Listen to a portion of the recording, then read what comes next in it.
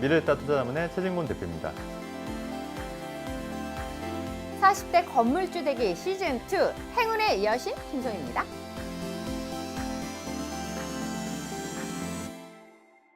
비트코인 네네. 이게 좀 잠잠해지지 않았어요? 네네. 지금 생각하면 안 하길 잘했다. 그렇죠. 시즌 1에서도 비트코인에 대해서 좀 약간 위험하다 좀 이렇게 좀 방송을 한 적이 있었거든요. 오. 지금은 좀 끝물이지 않을까. 사람들이 워낙 그거에 너무 열광하고 있고 또 정부에서도 지금 규제가 지금 들어가고 있잖아요. 그래서 비트코인은 좀 안 하시거나 주머니 축소하시는 게 맞지 않겠나.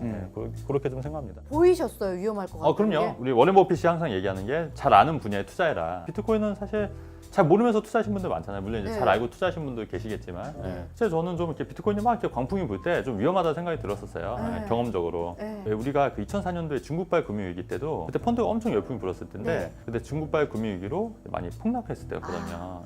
그리고 그것도 있고 또 2006년, 2008년도에 아파트 가격이 막 올랐을 때 오히려 그때가 좀 광풍이 좀 불 때가 있었거든요. 모든 사람들이 좀 이렇게 열광할 때가 오히려 되게 위험한 거예요. 그러네요. 이미 투자는. 다 알고 있다는 거잖아요. 그런데 사실 비트코인도 모든 사람들이 다 관심 갖고 할 때가 사실 제일 위험했던 때잖아요. 그러니까 그거를 한번 고민해 봐야 될 문제인 것 같아요. 투자를 하실 때. 네.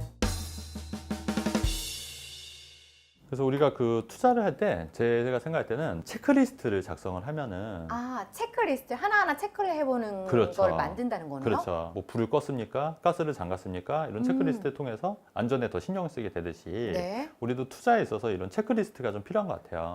그걸 어떻게 작성하면 그럼 좋을까요? 네, 그래서 제가 좀 몇 가지를 질문들을 좀 제가 좀 갖고 왔거든요. 네. 그래서 이 질문들에 모두 답할 수 있어야지 투자를 해야 돼도 된다, 안 된다를 판단할 수 있는 건데 이건 어디까지나 대신에 이제 주관적인 생각이긴 하지만 그래도 한번 고민해볼 만한 것 같아요. 첫 번째는 네, 첫 번째가 뭐냐면 비트코인이나 이게 주식 같은 경우에는 수시로 이게 그 시세가 변하지 않습니까? 네. 거기에 대해서 시세에 사실 둔감해야 되거든요. 네. 시세에 둔감할 수 있을 것 같으세요? 저는 평생 둔감했어요. 평소에 둔감했어요.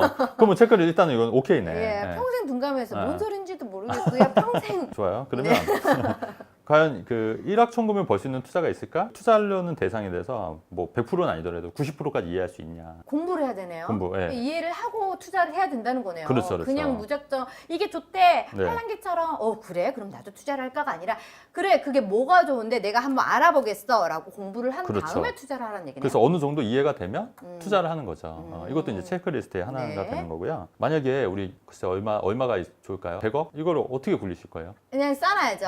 은행에다가 아무도 은행에다? 손 못 대게. 그래도 되겠다. 100억이니까. 네. 그러면 좋아요. 그러면 10억 정도. 10억 불려야죠. 어떻게 불리실 거예요? 최 대표님과 상의. 나랑 상의해서 그것도 방법이에요. 근데 이제 대부분의 사람들이 내가 그 10억이 있어도 네. 어떻게 할 줄을 모르는 거예요. 맞아요. 감당 못하는 감당을 못하는 거예요. 감당을. 네, 그래서 미리미리 어떻게 할 건지 미리미리 계획을 세워놔야 돼요. 돈은 또 벌 때는 어려운데 또 쓸 때는 또 금방 쓰잖아요. 그럼요. 만약에 저라면 10억 있다면 10억 뭐 할 이면 거야? 저 같으면은 현금 10억이 있으면 그냥 상가나 조그만 건물을 하나 살 것 같아요. 생각하는 게 다르네. 나 놀러 갈 생각하고. 네. 그래서 상가를 만약에 해서 거기서 월세가 예를 들어서 한 350, 한 400 정도 나온다. 그 정도 네. 나올 수 있거든요. 네. 근데 또 어떤 게 또 있냐면 시간과 노력을 쏟아 투자했는데 막 결과가 안 나왔어요. 네. 그럴 때는 어떻게 하는 게 좋을 것 같아요? 다시 네. 빼서 딴 데다 투자를 좀. 뭐 그럴 수도 있고, 네. 근데 대부분의 사람들은 이제 그렇게 되면 포기하는 경우가 많아요. 은행에다 넣어야겠다 네, 이렇게. 그냥 아니면 뭐 좀 떨어지면 이것 봐 투자하니까 골머리만 썩네. 투자 네. 안 하는 사람이 있거든요. 근데 그렇게 되면 사실은 발전이 없잖아요. 발전이. 그렇죠, 네. 그렇죠. 그래서 이제 실수를 딛고 또 자꾸 공부하고 연습해야지. 그러니까 그런 이제 실패에 대해서 네. 내가 어떻게 대처할 거야에 대해서도 체크리스트로 고민을 해야 된다는 얘기죠. 또 이것도 한번 생각해 봐야 될 것 같아요. 예를 들어서 90% 확률로 1억을 벌 수가 있어요. 90% 확률로 1억 네네. 번데 어디 네. 있어요? 네, 그런 게 이제 A가 있고, 네네. 그다음에 B는 확률이 50%밖에 안 돼요. 네. 근데 3억을 벌 수 있어요. 둘 중에 하나를 선택하라고 하면 어디를 선택하시겠어요? 전 90%요. 90%? 안전빵. 좋네. 네. 저는 네네. 네, 굉장히 팔랑귀기도 하지만 그러니까 안전하게 네. 1억을 벌 수 있는. 네. 그러니까 그게 사실은 투자에 맞는 거예요. 근데 대부분의 이제 사람들은 후자를 택하거든요. 50%요? 네네. 대신 3억이니까. 제가 볼 때 성희 씨 보니까 성향 자체가 네. 그래도 그 약간 보수적인 투자 성향이 맞아요. 맞아요. 네. 전 좀 돌다리도 네네. 두드려 보려고 하는 네. 노력하는 편이에요. 네. 근데 오히려 이런 게 더 투자할 때 도움이 된다는 거죠.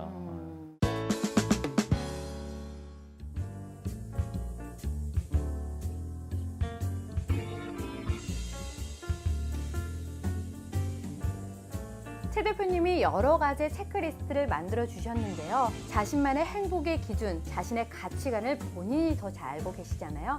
본인의 현재 상황을 잘 파악하고 자신만의 체크리스트를 만드는 게 정답인 것 같습니다.